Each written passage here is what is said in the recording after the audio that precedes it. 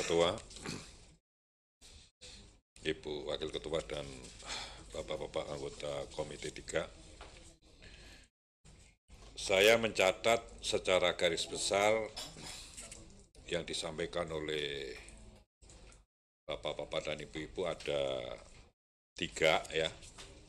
Pertama masalah sekolah rakyat, yang kedua adalah data, kaitannya dengan akurasi ya dan objektivitas DTSEN, yang ketiga PKH.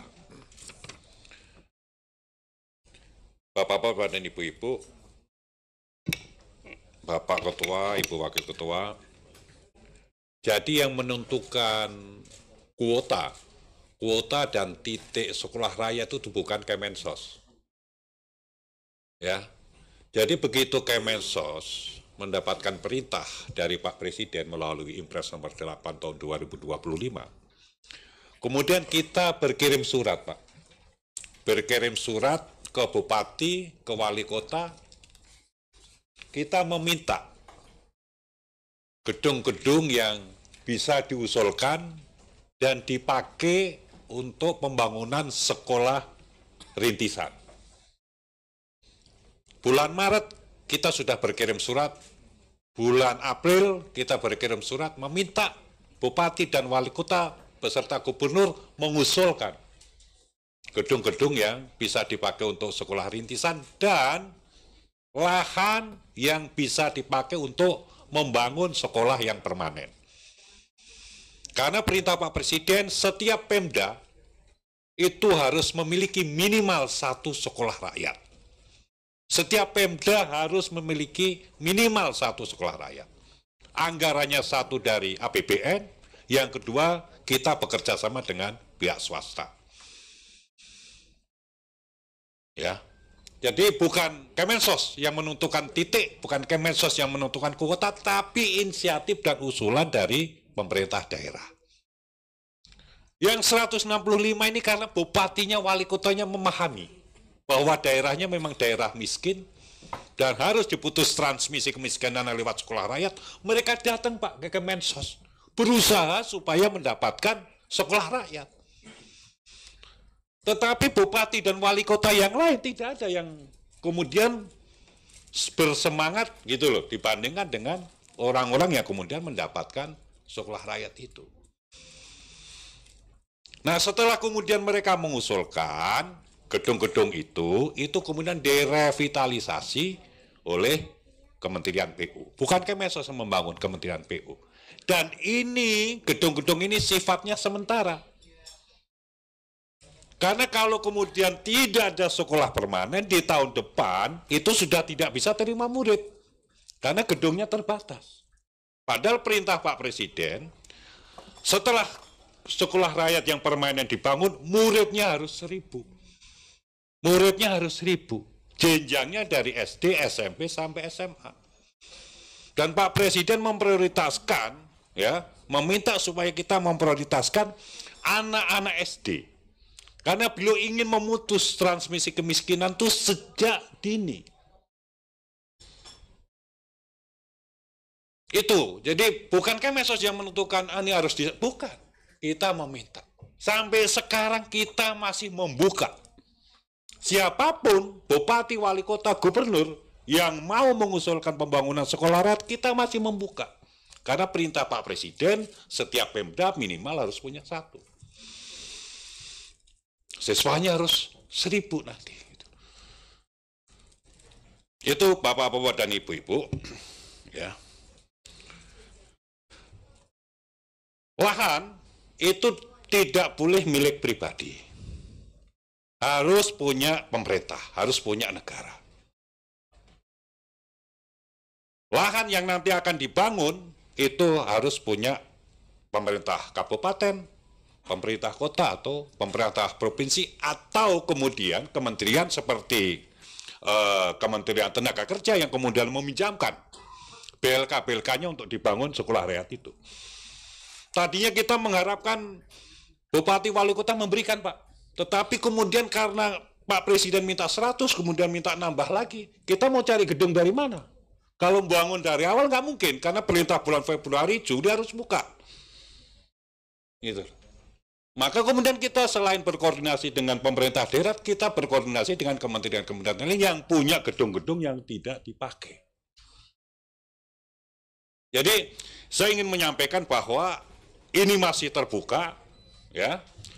Setiap Pemda minimal harus punya satu, lahannya harus punya Pemda, dananya nanti dari APBN dan swasta.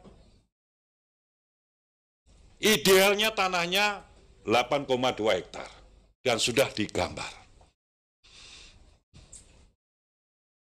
Pak Presiden menginginkan anak-anak yang sekolah di sekolah rakyat, walaupun dari keluarga yang miskin, mereka pintar, mereka berkarakter, punya karakter agama, karakter kebangsaan, karakter sosial, dan mereka juga harus memiliki keterampilan.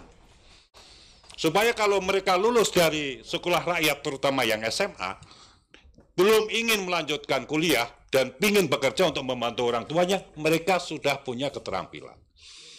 Jadi ada pendidikan vokasi di tingkat SMA. Pinter, berkarakter, terampil. Tidak ada seleksi. Tidak ada seleksi akademis. Seleksinya desil. Dan kita bukan semena-mena kemudian ini desil 1, 2, tidak. Berangkat dari desil itu kita melakukan ground check ke rumah-rumah anak-anak calon siswa itu. Gitu loh. Datang. Siapa yang datang? Tim. Bukan hanya Kemensos yang turun. Kemensos dengan BPS, dengan tokoh masyarakat, dengan pendamping PK, dengan kepala desa. Dan siswa yang kemudian sudah di ground check, diusulkan ke Pemda, baik kota maupun kabupaten, diteken oleh bupati atau wali kotanya. Kalau nggak diteken, kita nggak mau terima. Kemensos nggak mau terima. Jadi itu sudah melalui proses yang sangat panjang untuk rekrutmen calon siswa. Itu loh. Bukan hanya berdasarkan data, tapi kita datang langsung. Kenapa? Karena kita meminta orang tua siswa itu menyetujui teken hitam di atas putih bahwa anaknya mau sekolah di sekolah rakyat. Karena boarding. Dan bukan persoalan yang mudah, Bu. Mohon maaf. Ya, ini dari keluarga miskin yang habitatnya nggak karu-karuan, ya. Kemudian kita masukkan di sekolah rakyat untuk mengubah habitat, mengubah kesadaran. Ya, ada yang ngelem, ada yang macam-macam, Pak. Itu bukan persoalan yang mudah. Kemudian kita menggunakan kriteria untuk kepala sekolah sama guru sama tendiknya, itu memang mereka yang punya empati. Karena pendidikannya bukan hanya pendidikan kolektif, tapi pendekatan individual. Karena setiap anak ini punya masalah, Pak. Makanya kita punya kepala sekolah kita retreat, punya guru kita retreat. Sekarang sedang proses retreat untuk tenaga pendidikan. Siapa mereka itu? Wali asuh, wali asrama. Di asrama pun ada walinya. Tiap hari juga ada yang mengasuh. Karena kita menyadari bahwa mengubah, menghijrahkan mereka ini ya, dari komunitas yang, mohon maaf gitu loh, miskin menjadi yang tertib, itu bukan masalah yang gampang. Gitu loh. Dan kita sudah menyadari itu, makanya kita siapkan benar. Kepala sekolahnya, gurunya, tendiknya. Dan Pak Presiden silahkan. Pak Presiden minta sewaktu-waktu orang tuanya mau datang ke sekolah itu, tolong diizinkan. Kita mengizinkan. Bahkan HP pun kita mengizinkan, cuman ada waktu-waktunya, Bu. Kalau mereka kangen dengan orang tuanya, kita fasilitasi. Kalau hari itu hari tidak libur. Kalau mereka libur, datang orang tuanya ke sekolah-sekolah itu. Dan setiap berapa hari sekali mereka kita perkenalkan untuk plesir, pulang ke rumahnya. Dan mohon maaf, begitu kita persalahkan pulang, justru banyak siswa yang tidak mau pulang. Kenapa? Karena takut membebani orang tuanya kalau pulang. Karena di situ mereka, di sekolah raya itu semua difasilitasi.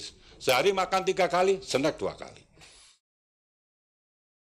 Gitu loh, ya. Jadi konsepnya begitu. Silahkan nanti bapak-bapak ketua, bapak-bapak anggota DPD ke daerah.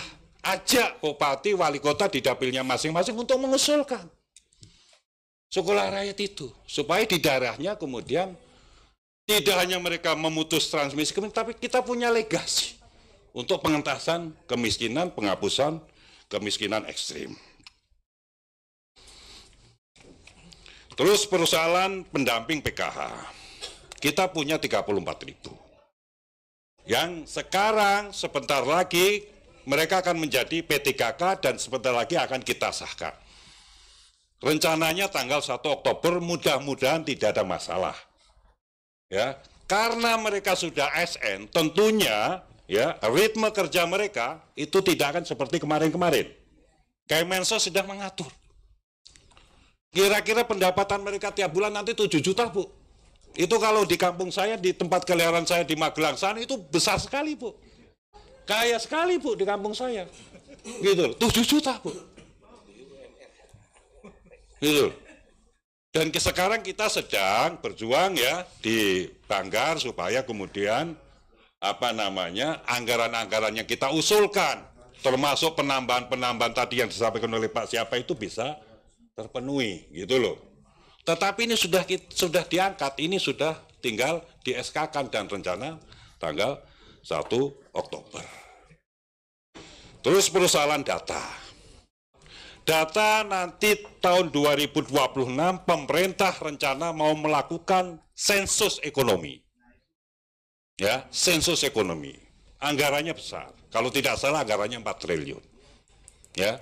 Pelaksananya nanti BPS, kita Kemensos ingin ikut dalam sensus ekonomi itu untuk kemudian menggeroncek ya detesan yang kita pakai untuk pembagian bansos ya maupun menyusun program-program sosial melalui sensus ekonomi yang akan dilaksanakan pemerintah di 2026. Mudah-mudahan dengan kemudian ada sensus ekonomi kita terlibat juga di sana, data ya untuk orang miskin baik di desil 1 sampai desil 5, desil 1 sampai desil 4 itu bisa terjawab melalui sensus ekonomi yang akan dilaksanakan oleh pemerintah. Saya pikir itu Pak Ketua, Ibu Wakil Ketua yang bisa saya sampaikan. Yang lain selebihnya nanti kita bisa berkomunikasi dan kita akan memberikan jawaban secara tertulis. Yang jelas sesuai dengan perintah Presiden, mari kita bersinergi, mari kita berkolaborasi. Ya, Indonesia ini milik kita bersama. Mari di tahun 2026 ini orang-orang miskin ekstrim di Indonesia sudah 0 dan di tahun 2029 yang miskin di bawah 5%. Kemensos tidak bisa sendirian, Kemensos harus bekerja sama dengan semua pihak dalam rangka menjalankan apa yang diperintahkan oleh Pak Presiden tadi. Terima kasih Ketua, Ibu Wakil Ketua, para anggota Komisi 3. Kalau ada salah, kami dari Kemensos, saya Gus Jabu Priyono, Pak Mensos, beserta para staf, mohon maaf yang sebesar-besarnya. Terima kasih. Akhirul kalam, wassalamualaikum warahmatullahi wabarakatuh.